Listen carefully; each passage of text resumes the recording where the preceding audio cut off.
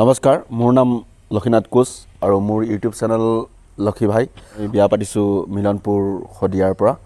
মোৰ ঘৰ হ'ল তেজপুৰ বালিৰ পৰা আৰু মই শদিয়াৰ পৰা বিয়া পাতিছোঁ। মই আছোঁ বেংগলোৰত আছোঁ।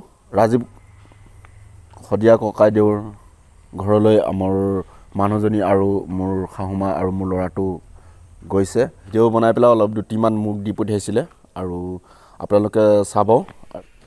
এয়া মোৰ ল'ৰা আৰু শাহুমা, এয়া শাহুমা আৰু এইটোৱে হ'ল ৰাজীৱ ককাইদেউৰ পদূলিমুখ আৰু শাহুমাহঁতে গৈ আছে আৰু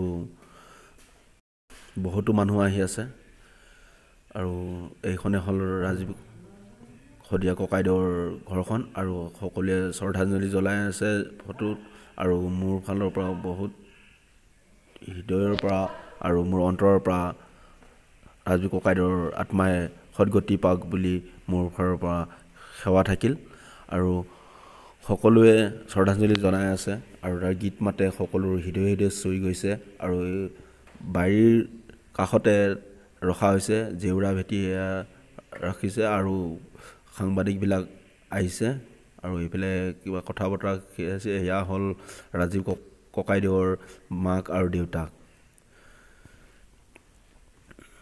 এয়া হ'ল ৰাজীৱ ককাইদেউৰ নবৌ। সকলোকে সেৱা জনাই আছে।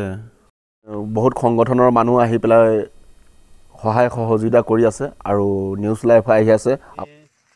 আগতেই আহিব লাগিছিলে, তথাপিতো আমি কিছু পলম হ'ল যদিও আজি আমি আহি এখন শ্ৰদ্ধাঞ্জলি পত্ৰ আৰু পৰিয়ালবৰ্গক এষাৰি মাত আৰু অকণমান সহযোগ দিবলৈ আহিলোঁ আৰু তেখেতক সেই পত্ৰখন প্ৰেৰণ কৰি আমি তেখেতৰ সমাধিস্থলীত আহি ইয়াত আহি আমি মৌন প্ৰাৰ্থনা কৰিলোঁ আৰু সঁচাকৈ আমাৰ বেলেগ বেদনাদায়ক এটা সময়, যিহেতু তেওঁ এজন ৰাজীৱ শদিয়াক সদায় চৰকাৰৰ লগত আৰু জনসাধাৰণে মনত ৰাখিব পাৰিলে শদিয়াবাসী ৰাইজৰ সহযোগত বা অসমবাসী ৰাইজৰ সহযোগত এটাই অনুৰোধ কৰিছোঁ যে ৰাজীৱ শদিয়াৰ যেখন ইয়াত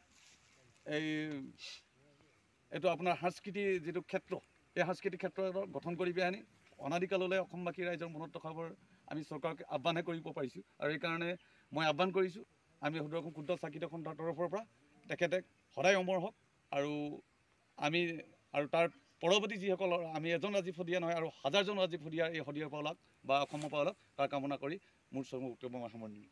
আমাৰ